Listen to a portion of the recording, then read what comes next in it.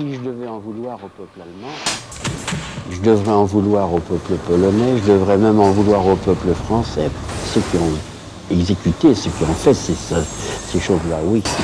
Eux, si je pouvais en avoir quelques-uns sous la main, même aujourd'hui, 60 ans après, je les tuerais, purement et simplement.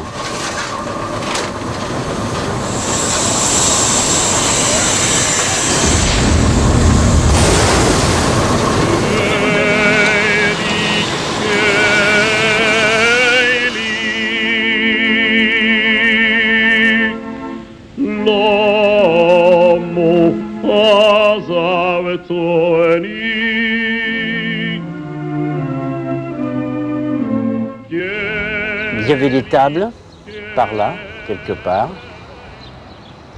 Et puis des gens qui erraient à gauche et à droite, sans savoir... On attendait.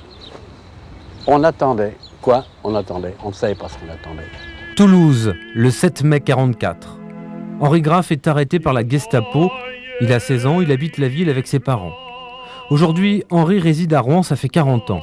Retour sur son enfer, nous sommes à Drancy. J'ai été arrêté dans un bar en allant à l'école, il faisait très chaud avec les amis. On avait décidé d'aller se rafraîchir avant d'entrer en classe. La Gestapo est arrivée, m'a arrêté. Et 4 jours après, 8 jours après, j'étais ici.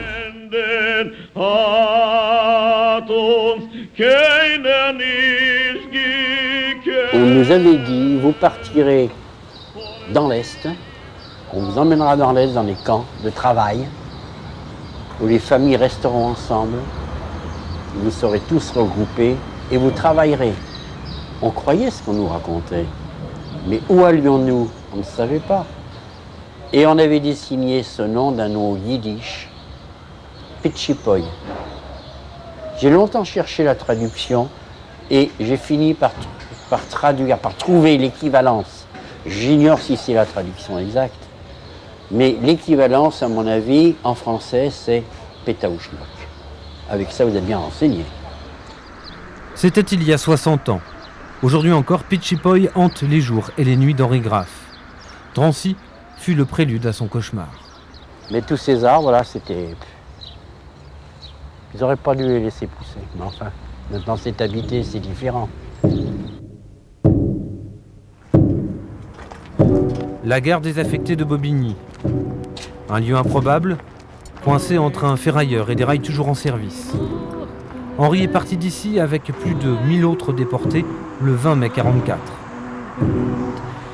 Des trains ont quitté cet endroit jusqu'au 17 août de la même année, 8 jours seulement avant la libération de Paris par les Alliés. Les convois de déportés avaient priorité sur les convois de l'armée allemande. C'est ahurissant, mais ça a été comme ça.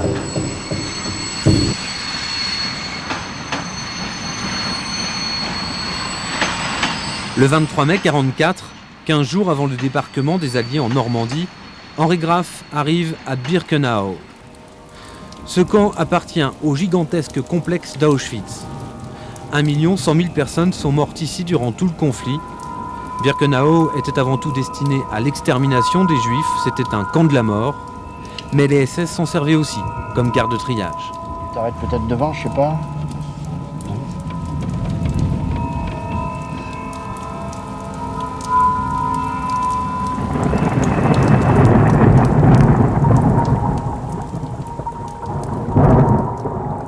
Nous, on est arrivés ici, et à cet endroit-là précisément, il y avait un groupe d'officiers SS qui était là. Et là, il y avait, je pense que c'était Mengele, qui faisait signe, comme ça, à gauche, à droite, à gauche, à droite. On ne savait pas du tout ce qui nous attendait, on ne savait pas ce que c'était. Là-bas au fond, tout à fait au fond là-bas, à hauteur où il y a les arbres à peu près, on voyait des cheminées.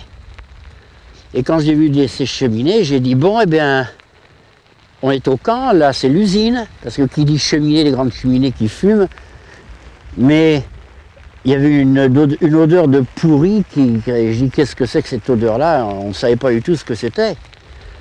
Et puis on est reparti par là. On était peut-être une centaine. Là-bas, c'est le camp d'Auschwitz I. C'est un camp de travail installé dans une ancienne caserne polonaise. Il regroupe sur 6 hectares entre 16 et 20 000 déportés, une main-d'œuvre gratuite, corvéable à merci. Il existe dans cette région de la Pologne une quarantaine de camps annexes. Ils servent directement l'économie allemande. Partout, ce sont les mêmes images, des gardiens, des barbelés, des miradors et la peur au ventre pour chaque prisonnier. Et c'est ici que nous avons été déshabillés, rasés, quand je dis rasés, complètement rasés, sur toutes les parties du corps, sans aucune exclusive. Et c'est là que nous avons été tatoués. On sortait d'un voyage de 3 jours, on crevait de soif, on crevait de faim, on avait envie d'aller au cabinet, on n'avait pas pu aller au cabinet dans le wagon. On pensait à s'en reprendre soi-même. Et de là, eh bien, on nous a emmenés dans un bloc pour nous mettre en quarantaine. Là, nous avons le 7, le 6. Henri est rejoint par Vladek, un des guides francophones du musée d'Auschwitz. Vladek est aussi professeur de français dans un collège de la ville. Le bloc Althusser nous fait réunir et nous tient le discours suivant. Sachez que pour sortir d'ici, il n'y a qu'une porte. Il y a une porte pour entrer, vous venez de la franchir. Il y a une porte pour sortir. Et la porte pour sortir, vous voyez, c'est là-bas. Et parce que d'ici, on voyait les fumées de Birkenau. Toutes les personnes qui étaient avec vous et qui sont parties sur votre droite sont en train de sortir. Nous, on dit en train de sortir, ça veut dire quoi ça? Eh bien voilà, les personnes qui sont avec vous ont été gazées, tuées, elles sont en train de brûler. Et ce que vous voyez sortir, c'est la fumée. Ce sont les gens qui sont en train de brûler.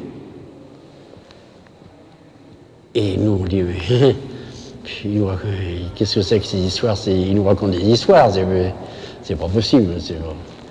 Mais on a mis 48 heures quand même à croire la vérité. En mai 1944, les Juifs de France ignoraient donc tout de l'extermination massive des membres de leur communauté en Pologne. L'idée tracasse, dérange. On sentait l'odeur de la chair humaine brûlée à 40 km d'ici. Et la nuit, on voyait les flammes sortir des cheminées de faux crématoires à 10 km d'ici. Quand Vladek dit tous les Polonais le savaient, la presse clandestine le savait, Londres le savait, oui. Donc on savait qu'il y avait des camps, mais ça veut dire quoi? Ça veut dire Mais nous, on n'habitait pas la Pologne, on n'habitait pas à Londres, on habitait en France. Et en France, on ne le savait pas. Alors les touristes qui viennent ici disent à la fin de la visite que c'est inimaginable, n'est-ce pas? On parlait même pendant des heures, n'est-ce pas? Une journée tout entière et les gens ne veulent pas même y croire. C'est tout simplement inimaginable tout ce qui s'est passé ici.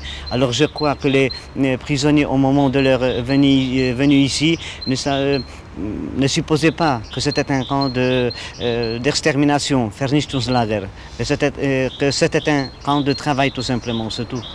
Peut-être ne voulait-on pas savoir et encore moins imaginer, explique Vladek. Devant l'étendue de ce massacre organisé, l'idée tracasse, dérange encore. Mais les historiens le reconnaissent, il était bien difficile de prendre à l'époque la mesure de la sauvagerie SS.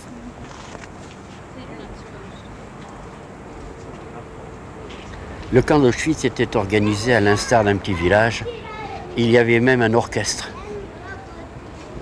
Un orchestre composé de musiciens déportés, de détenus. Et tout se passait en musique.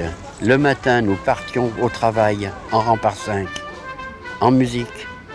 Nous rentrions du travail en musique. Les bastonnades, les appels se faisaient en musique. Les pendaisons se faisaient toujours avec la même musique. Nous étions ici, il ne faut pas l'oublier, dans une usine où on fabriquait des morts. Donc il fallait que... Il fallait que ça ait un air convivial, un air normal, un air afin de masquer tout ça. Et pour eux-mêmes, peut-être même pour eux, de se donner bonne contenance, je ne sais pas. C'était une rengaine, c'était, je sais pas.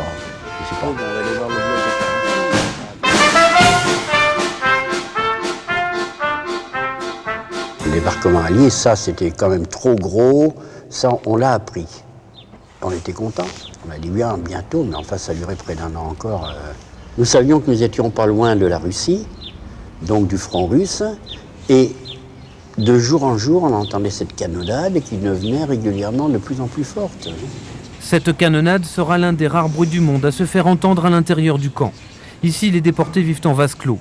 Ils se font discrets, évitent certains lieux comme cette prison. Pour le vol d'un bout de pain ou d'un morceau d'étoffe, n'importe qui peut être condamné à mourir debout, affamé dans une de ces cellules. On y enfermait 4 personnes, le cachot mesurait 1 mètre sur 1 mètre. Moi je restais tranquillement dans mon coin et j'évitais de circuler dans le camp. Parce qu'on savait, il y avait toujours un risque de tomber sur quelqu'un, soit sur un SS, soit sur un capot. Et qu'est-ce qui arrivait, on ne savait pas.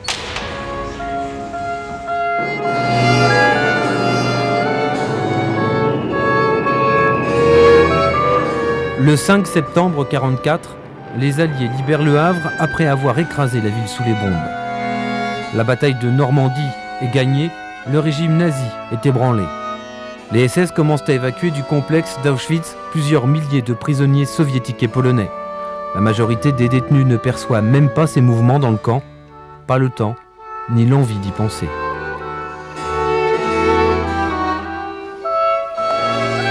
Le jour, Henri répare les chaussures des Allemands dans une cordonnerie située à 2 pas du camp. La nuit, c'est ici qu'il dort.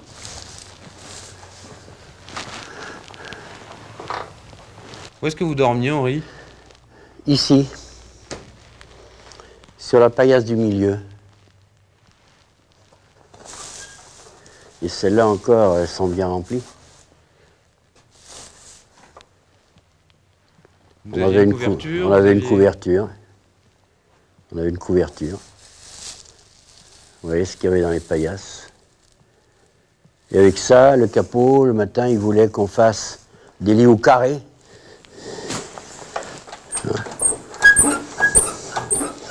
Voilà. Toute la journée, on confectionnait des menus et on rêvait. On rêvait de frites, on rêvait de steak. On rêvait d'améliorer son quotidien. Moi, je m'étais enfermé dans ma bulle, je m'étais enfermé dans ma tour, je ne pensais qu'à moi. Plus on se tourne vers soi-même, mieux on se protège, plus on pense à soi. Quand on se tourne un petit peu vers l'extérieur, on a tendance à faire des écarts, à oublier un petit peu, à s'oublier. Et quand on s'oublie, c'est à ce moment-là qu'il arrive quelque chose. Il fallait tout le temps être sur le qui-vive.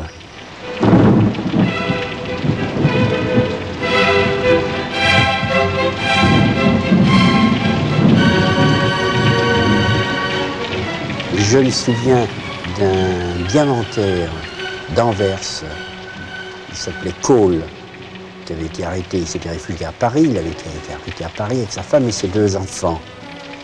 Il s'est retrouvé ici tout seul et quand le premier jour, quand il a su que sa femme et ses 2 filles avaient été gazées et brûlées,